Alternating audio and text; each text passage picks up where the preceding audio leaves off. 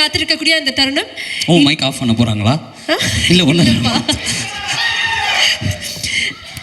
நல்ல நல்ல ஜோக்லாம் போடுறீங்க. ஷோ முடியும் போது அதெல்லாம் என்ன பண்றது, அண்ணனை பார்த்தவன ஒரு வைப் ஆயிடுச்சு.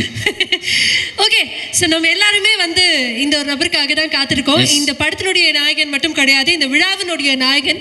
25 படங்கள் வெற்றி கொண்டாட்டமாக மாறி இருக்கு அப்படின்னா அது இந்த ஒரு நபருக்காக தான். அவ்வளோ அன்பு கூடி இருக்கு அப்படின்னே சொல்லலாம்.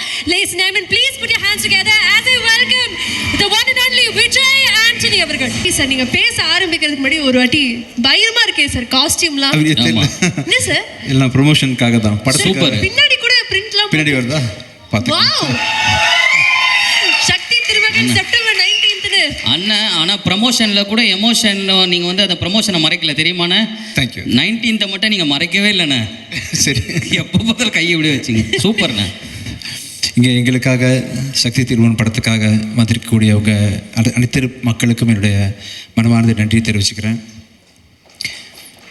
25 படம் இது வரைக்கும் ஆயிருக்குன்னு சொல்கிறாங்க. என்னால் இப்போவும் நம்ப முடியல. இப்போ தான் ஜீவா சங்கரோட டைரக்ஷனில் நான் படம் ஷூட்டிங் ஆரம்பித்த மாதிரி இருக்குது. நேற்று சட்டுன்னு பார்த்தா 25 படம். ஆக்சுவலி இந்த 25 படத்தோட கவுண்ட் வந்து பார்த்திங்கன்னா ஃபுல்லாக ஹீரோ நடித்த படத்தெல்லாம் சேர்க்கல அவங்க. அந்த கிழக்கு கடற்கரை சாலையை பார்த்துருக்கீங்களா? நான் ப்ரொஃபஸராக ஆக்ட் பண்ணியிருப்பேன்ல, பார்த்துருக்கீங்கல்ல? ஆமாம். அதான் அந்த படம். ஆர்ட் ஸ்டுடியோவில் அப்பேர் பண்ணது, சாந்தனு படத்தில் நான் கெஸ்ட் ரோல் பண்ணது, சின்ன சின்ன படங்களில் நடித்த கெஸ்ட் பெர்ஃபார்மன்ஸ்லாம் சேர்த்து 25 கவுண்ட் வந்திருக்கு. ஐ திங்க் நான் வந்து ஒரு 20-19 பண்ணியிருப்பேன்னு நினைக்கிறேன். ஸோ எனிஹவ் எல்லா படமும் சேர்த்து 25 படமாக ஆயிடுச்சு. ஆமாண்ணே. அந்த 25வது படம் வந்து உங்கள் படமாக இருக்கும்னு சொல்லிட்டு நான் கண்டிப்பாக கனவுல கூட நினச்சி பார்க்கல பிரபு.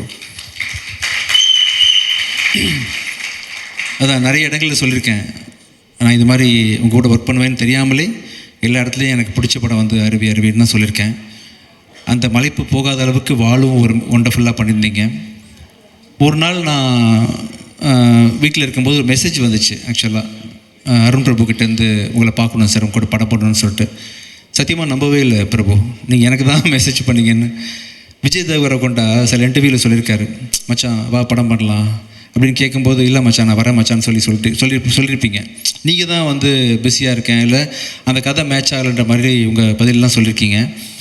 ஒருவேளை விஜய் தேவரகொண்ட அவருக்கு போடுற மெசேஜ் எனக்கு தெரியாமல் போட்டிங்களோன்னு நினச்சி பார்த்தேன். அப்புறம் நீங்கள் நேரில் வந்து பார்க்கும்போது கூட நீங்கள் கதை சொன்ன விதம், பர்சனாலிட்டி எல்லாத்தையுமே வந்து ரொம்ப மலைச்சி தான் பார்த்துட்டு இருந்தேன். நீங்கள் வர்றதுக்கு முன்னாடியே வந்து இந்த படத்தை பண்ணிடணுன்ற முடிவோடு தான் மீட் பண்ணேன். ஃபஸ்ட் ஆஃப் சொல்லும்போது வேறு லெவல் பட்ஜெட்டு. இந்த படத்தில் வந்து நான் வழக்கமாக மீடியம் பட்ஜெட்டாகவே பண்ணி பழக்கப்பட்டேன்னா வந்து இந்த படத்தை பண்ண முடியுமான்னு என்னால் வந்து நோன்னு